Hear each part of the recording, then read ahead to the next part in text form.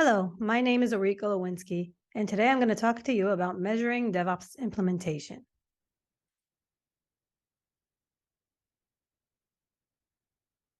As I mentioned, my name is Ulrika Lewinsky. I'm currently a director of product management of the Dev section at GitLab. I'm also an ambassador at the DevOps Institute. I hold a BSc in computer engineering and an MBA in business specializing in data systems and cybersecurity. Previously, I was director of R&D infrastructure at Cellebrite. Part of this position was to lead the DevOps department, where I found my passion for CI/CD. In previous roles, I helped transition R&D from waterfall to agile. Previous roles that I held include director of QA and director of product management in numerous companies. I'm also the mother of 3 girls and a certified pastry chef. What we'll be talking about today is DevOps goals, DORA metrics, value stream metrics, DevOps reports, alternative metrics, and I'll leave time for a Q&A. So I'm assuming most of you are familiar with the DevOps infinite loop diagram. The DevOps concept separated software development lifecycle into different stages, creating a continuous process for repetitive development and deployment tasks. DevOps means adjusting your business to meet growing challenges such as scaling for load, cost, and efficiency, ensuring high availability and designing for failure. Adopting DevOps means solving these challenges by increased value-driven deployments, reduced complexity, and increased automation.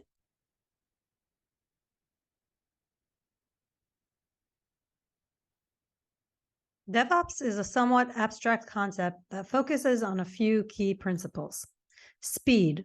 The application, development process, and release capabilities need to remain extremely fast in order to better adapt to customer needs, changes in the markets, and new business goals.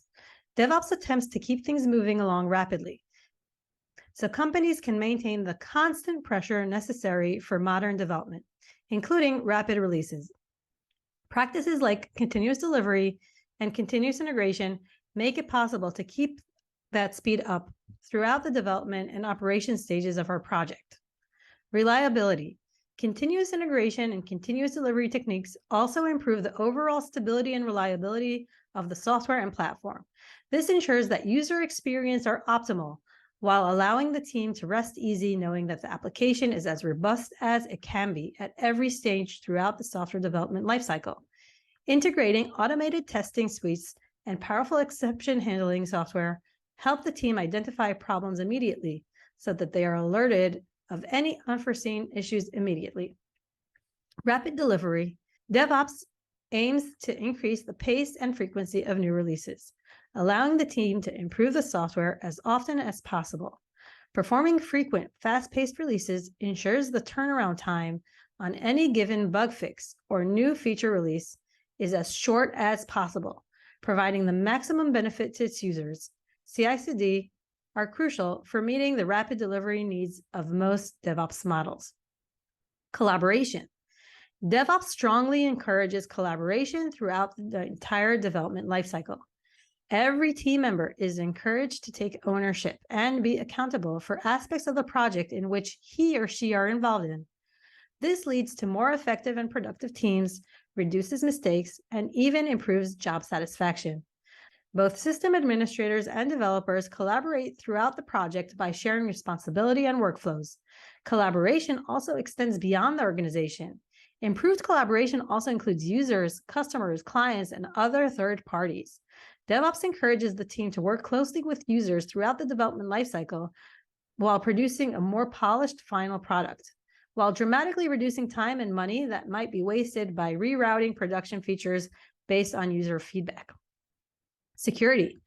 DevOps encourages strong security practices by automating compliance policies, simplifying configuration processes, and introducing detailed security controls as part of the development itself.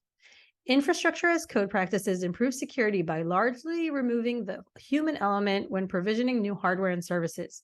Since additional scaling should be largely automated and handled by code, APIs within the cloud, creating new infrastructure that matches existing configuration is a breeze and far less error-prone. Beyond that, The practice of policy as code is a similar concept in which security policies and compliance can be configured, executed, and monitored via cloud-based APIs. This programmatic and automatic nature ensures that any resource that fall out of compliance are immediately noticed and can be evaluated by the team in order to get them back into compliance as quickly as possible. Security is not an add-on. It's a must-have design feature. Blending security and DevOps will not only enhance the impact of DevOps, but also eliminate a lot of other bottlenecks that could arise otherwise. With the rise in the frequency of cyber threats and tightening regulations, adding security to DevOps is not a choice now, but certainly an obligation. Scalability. DevOps also heavily focuses on creating applications and infrastructure platforms that scale quickly and easily with the ever-changing demand of the users and business needs. Ideally, such scaling processes should be automated and reliable, giving software the ability to adapt on the fly when a sudden marketing effort goes viral or a cool new feature is released. Practices like infrastructure as code are becoming popular, which emphasizes the importance of provisioning and managing infrastructure components using code and other development techniques. By implementing these scaling practices, DevOps aims to improve the creation of all development, testing, staging, and production environments and makes the process efficient and repetitive. Every company is a technology company. Mark Anderson coined the phrase, "Software is eating the world." He also said cycle time comparison may be the most underestimated force in determining winners and losers in tech. This is all related to digital disruption. We've heard all these quotes before, and there's no doubt the future of business is software. We've all heard these quotes before, so there's no doubt the future of business is software. With unprecedented speed and vigor, the digital era of business has arrived. Every executive leader knows software is powering the business and has become the new face of the company. Competitiveness depends on how fast teams can deliver code, which also translates into customer value. As the world moves to software, competitiveness hinges upon the business ability to develop and deliver software faster. Increasingly, businesses will be won or lost based upon IT's ability to deliver great software at new speeds. Business pace is even faster than IT pace. Product development teams have been adopting many different methodologies to keep up with the business pace of innovation. We saw waterfall teams adapt Agile and then DevOps, while DevOps promises to solve the slow and error-prone process that IT has been trying to deal with. The next part of our conversation we'll be talking about continuous improvement, visibility, and analytics. The question I want to ask is DevOps ROI even a valid question? Measuring the value of a change in process is always going to be more difficult than measuring the ROI of, say, buying a piece of equipment or launching a new product. However, without measurements, there is no clear way to know if an organization is improving over time and if their DevOps investments is worthwhile. This is especially important for executives who are investing tons of money in improving their development lifecycle and putting a lot of money into DevOps and development teams, and they want to make sure that this investment was worthwhile.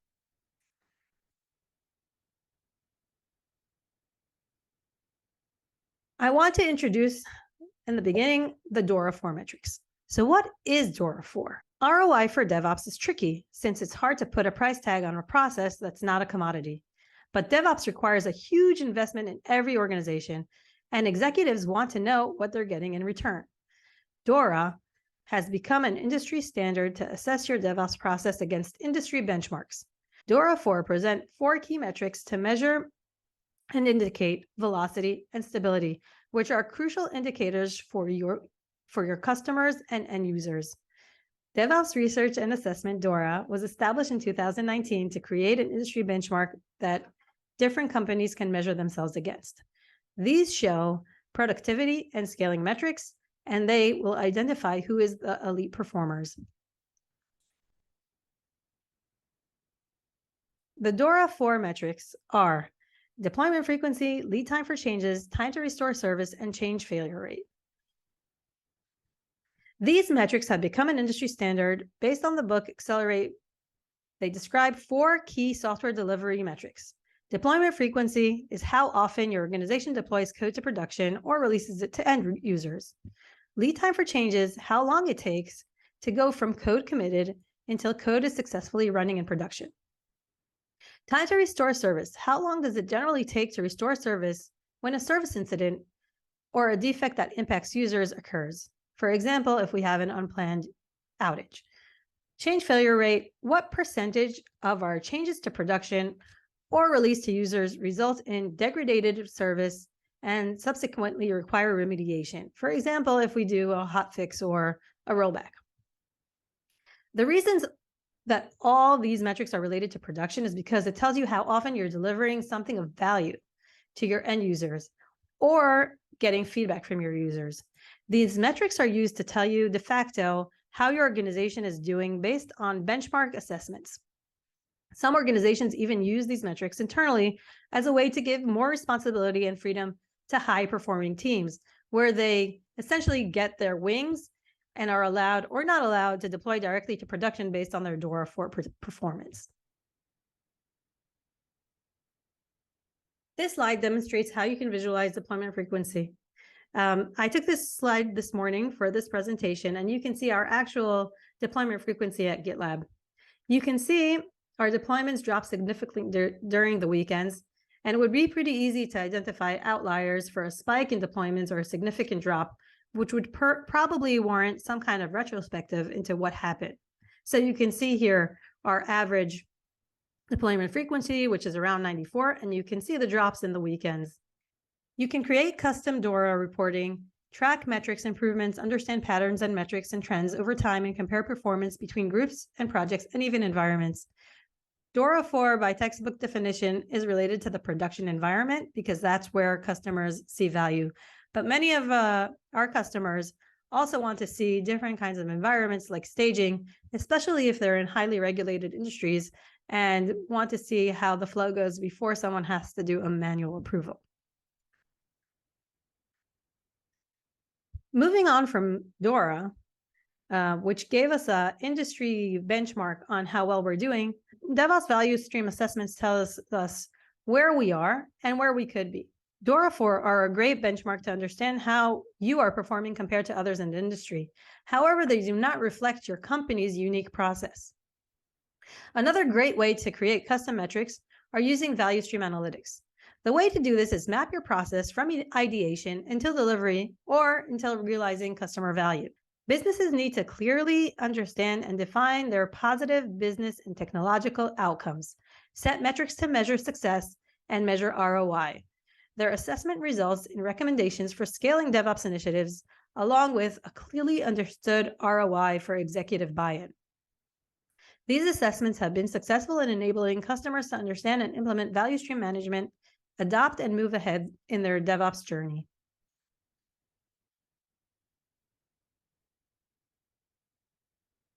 Value stream analytics visualize and manage the software development process by providing metrics about each stage of the workflow. What we do here is we calculate the duration between two timestamp columns or timestamp expressions and run various aggregations on the data. The duration is exposed in various ways: aggregation by median or average, or listing the duration for individual merge requests and issues. What we can see here is that value stream stages are defined by two related workflow item events. So for example, we can talk about issues that are open or closed, or merge requests that are committed versus merged. And a stage represents an event pair. So a start and end event with additional metadata, such as the name of the stage. Stage would be the process that we have. So here I have a workflow with overview, issue, plan, code, test, and review. Each one of this represents a stage.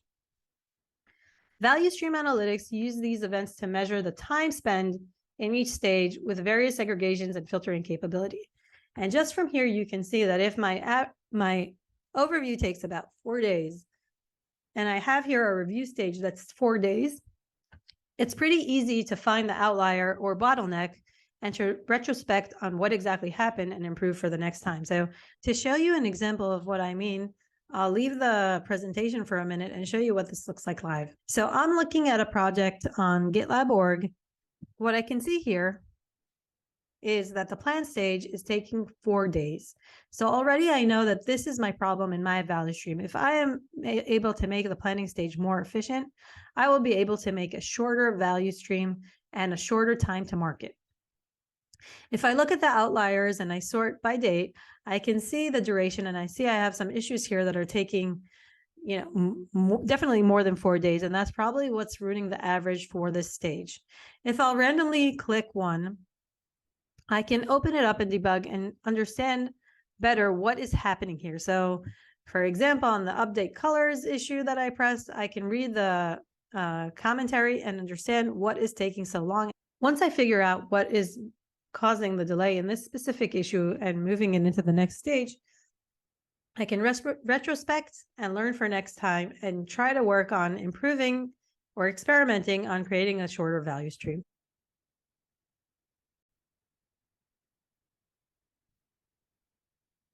When we talk about value stream analytics, we are talking about different events that happen throughout our software delivery lifecycle. Events are the smallest building block of a value stream analytics. What we're going to check is we're going to calculate the duration between two events and aggregate the events into a stage. For example, the stage might start when a user adds a label to an issue, or maybe when someone gets assigned to an issue. So some kind of event that triggers a start. We can also iterate and compare. You can make adjustments to your development process in May and measure whether your value stream became faster in June. Value streams allow you to change your process and experiment and see the impact, whether positive or negative, that had on your process. And it allows you even to compare between different teams, groups, projects that have different processes and let you learn from them what should be adopted and what should be abandoned.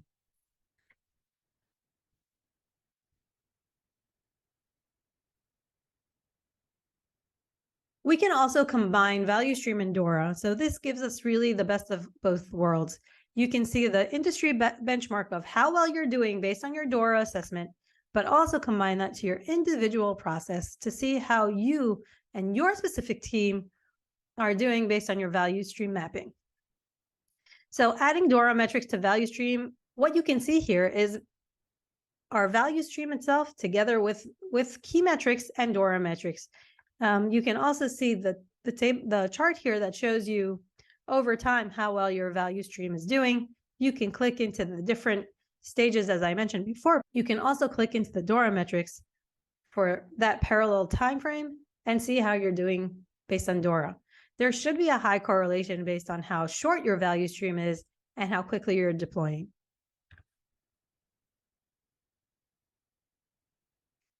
Another interesting insight is when we're talking about ROI, we want to know is what I'm working on giving business value. So we can gain insights into what the teams are actually working on and if they fit your business goals. So for example, in GitLab, we decided to spend some time on performance improvements. And I would like to see that really what the teams are working on is performance in the specific percentage that we defined and not necessarily working on new functionality.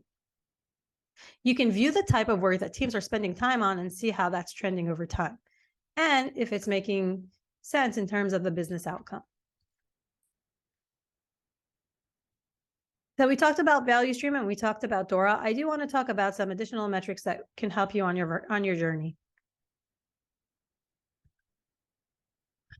Here you can see we have pipeline efficiency. You can see how many pipelines are succeed versus failed over time. DevOps adoption reports allow you to track how different groups are adopting different DevOps best practices. For example, you can see here approvals on code or code review. You can sort by individual features like SAS scanning and find all the teams that have or have not adopted this feature and take action whether or not this was a business objective that we want to make sure that all of the pipelines get scanned. And on the right-hand side, we can see a view to track planning and portfolio management, which allows you to get a bird's eye view to see which epics are being worked on and when they'll be anticipated to be complete.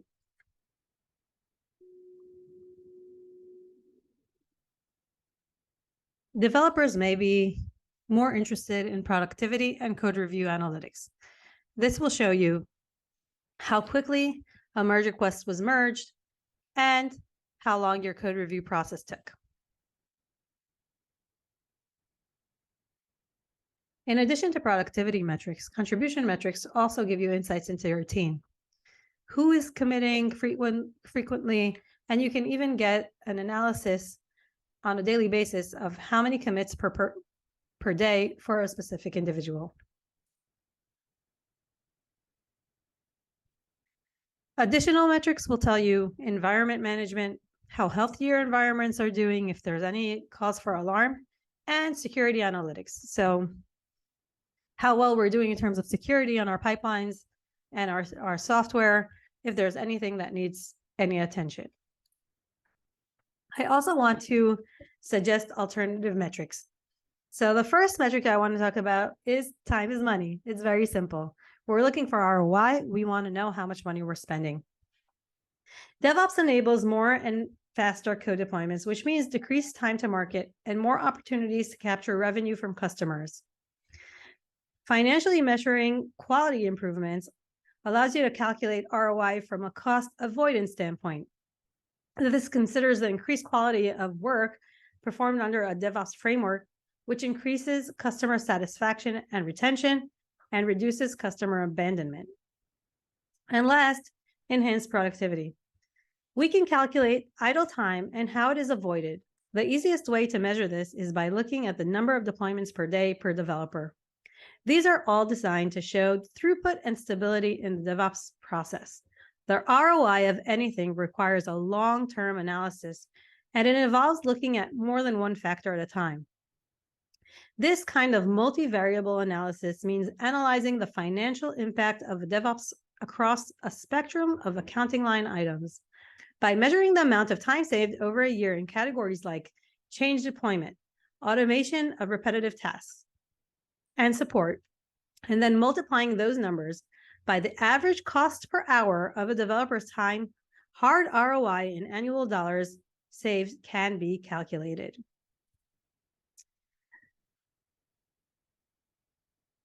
I want to thank you for listening to me today, and I hope this opened your mind about how you can measure your ROI in DevOps. Thank you, and bye-bye.